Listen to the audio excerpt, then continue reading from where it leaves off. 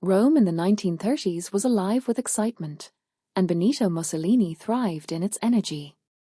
He had risen from obscurity to become the absolute authority of Italy. Crowds cheered him on balconies, waving black shirts and banners. Yet behind his charisma, a dangerous arrogance had taken root, a belief that he could reshape Italy and the Mediterranean world entirely according to his vision. The vision of empire. Mussolini's ambitions extended far beyond Italy. He dreamed of a Mediterranean empire, with Greece as his first prize. Maps were studied, strategies debated, and generals offered advice. Yet Mussolini rarely listened. He believed his certainty alone was enough to ensure victory, ignoring the difficult terrain and the resilience of those he intended to conquer. The decision to invade. The Deuce ordered Italian troops to march into Greece, confident that the campaign would be quick and glorious. Soldiers, filled with loyalty and pride, prepared for what they expected to be a swift conquest. Mussolini envisioned triumphant returns and national glory, unaware that the invasion had already sown the seeds of disaster. The Italian army advanced slowly, encountering fierce and determined Greek resistance. Ambushes in mountains and hidden traps in villages slowed their progress. The small Greek forces, though outnumbered, used the terrain to their advantage.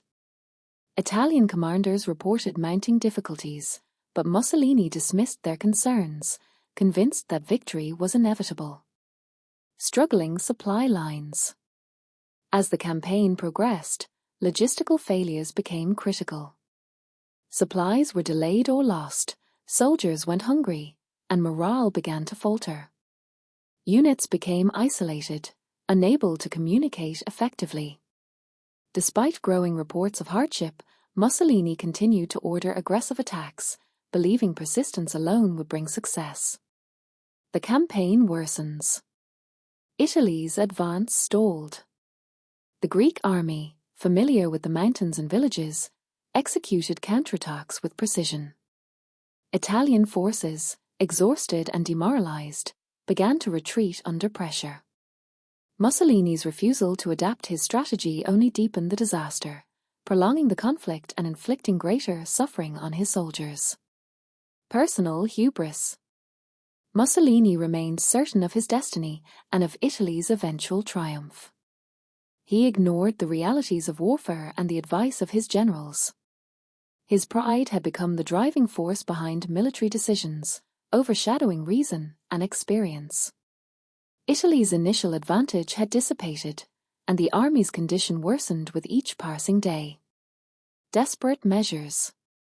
Faced with the near collapse of his campaign, Mussolini sought assistance from Germany, turning to a nation he had once considered a distant power.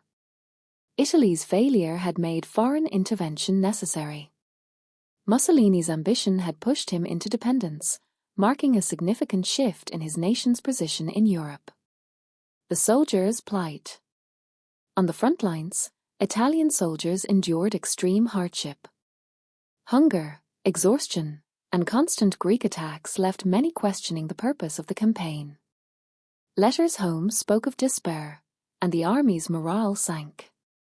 Mussolini's personal pride had become the source of widespread suffering. Public perception shifts. Back in Rome, news of the failures began to spread.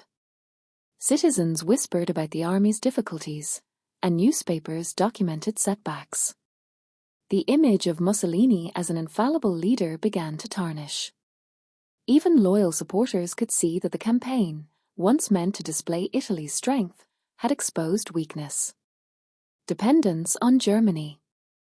Italy's survival now required the intervention of Nazi Germany.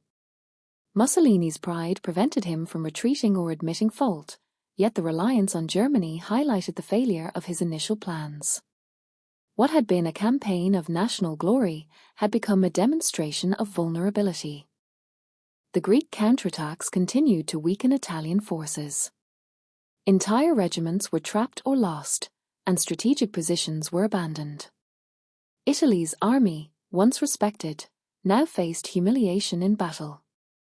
Mussolini's decisions had turned an ambitious campaign into a draining and humiliating struggle. The setbacks in Greece reverberated through Italy's political and social structures. Government officials questioned Mussolini's judgment, and public faith began to waver.